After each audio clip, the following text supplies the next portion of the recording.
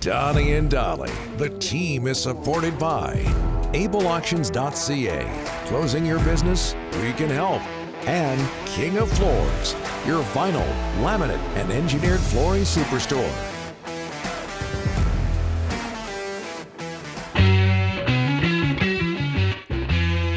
Donnie and Dolly presented by Able Auctions and King of Floors. It is Thursday. All our guests on Thursday presented by White Spot, Black Truffle Cheese, and Mushroom Burger.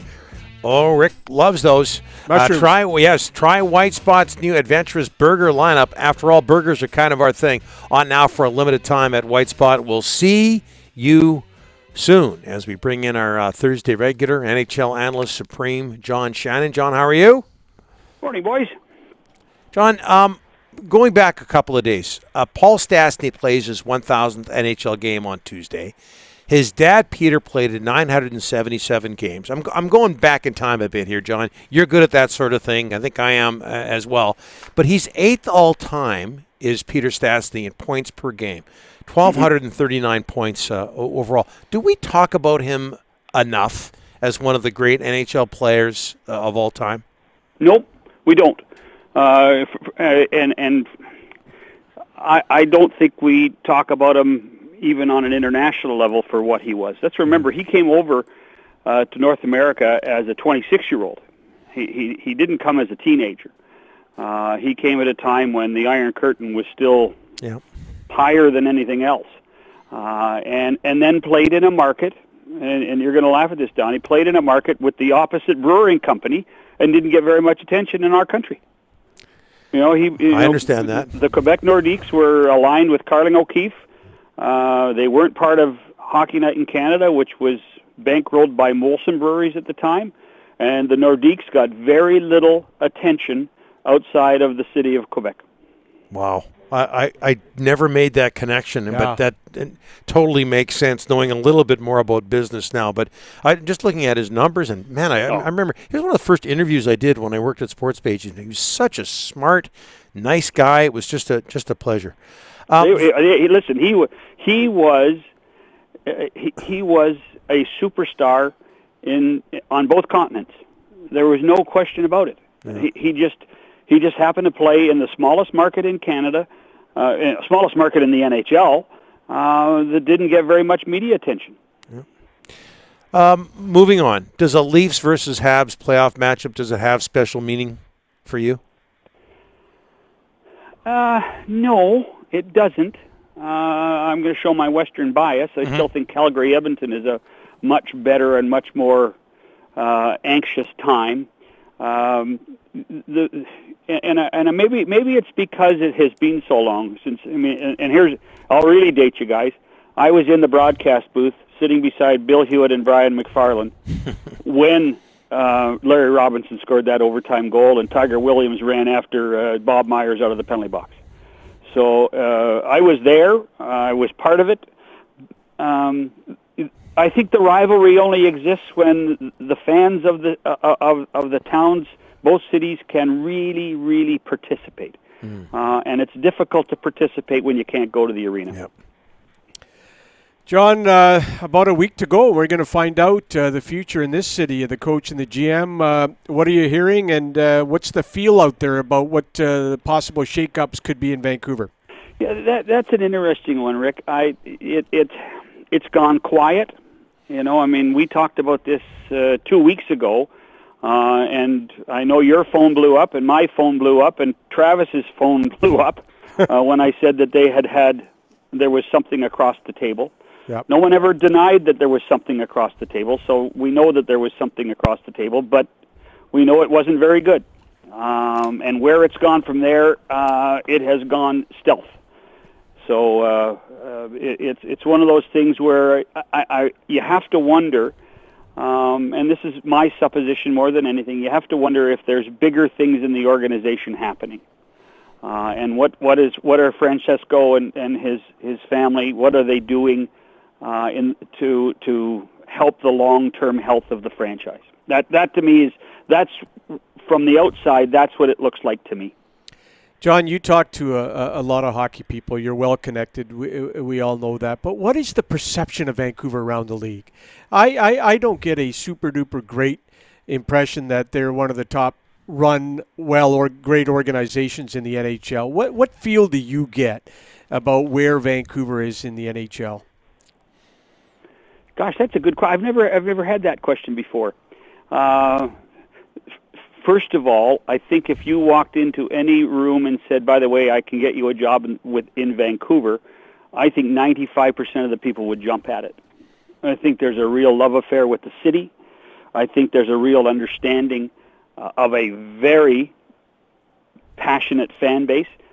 In my opinion, the three passionate fan bases in our country are, and in no particular order, although I think Montreal's first, Montreal, Edmonton, and Vancouver.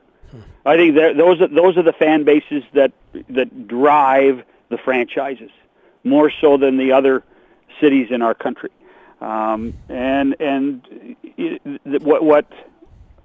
There's a real perception, I think, that wow, how good could it be in Vancouver?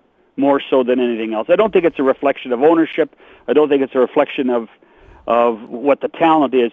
But man, and it's similar to what we saw in Toronto. Gosh, 25 years ago. Imagine if you could turn it around. Imagine if you win in that town. And imagine what it was like in 2002. And it would be exponentially larger now than it was in 2002. So I'm not trying to dodge the question, Rick, but I just think that there's so many positives in Vancouver that it would overwhelm the negatives about what a great franchise it is. You mentioned passionate fan bases in Canada, Montreal, Vancouver, Edmonton. John, why would you not put Toronto in that group? Other choices in terms of sports? Yeah, a little bit. I mean, you know, when you think about the Raptors and the Blue Jays and the diverse market, this is a city now that tends to look south rather than east-west. And yes. there's an internal competition, not with Montreal or with Winnipeg or Edmonton or Calgary, but with New York and with Chicago and Philadelphia, and that has changed the perspective. And Donnie, I mean, I think that has created the demise of what we see of CFL football in Southern Ontario. That probably is one of the examples, but As much as people in Edmonton would love to see an Oiler Maple Leaf series, the Jets would love to see the Maple Leafs and the Jets play. Montreal, Toronto, absolutely. There's an appetite for that in Toronto, but there's also an appetite to, wouldn't it be great to play the Rangers again? Or let's face it, right now in the playoffs for the last decade, the biggest rival the Maple Leafs have ever had are the Boston Bruins. So it's a rather south-looking direction rather than east-west, in my opinion, when it comes to Toronto.